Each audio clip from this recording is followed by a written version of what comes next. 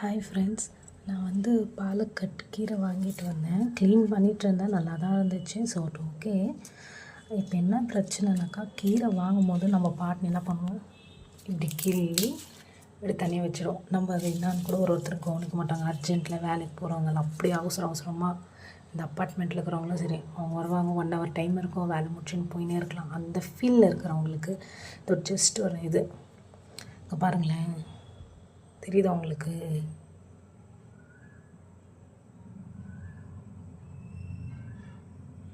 கீரைக்கு உள்ள ஒரு மாதிரி பூச்சி என்னால் கெஸ் பண்ண முடியல இது என்னன்னு தான்.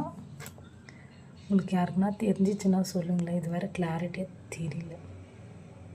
ஆனால் பயங்கரமாக இருக்குது பார்க்குறதுக்கு ஃப்ரெண்ட்ஸ். இது என்னன்னு தெரில.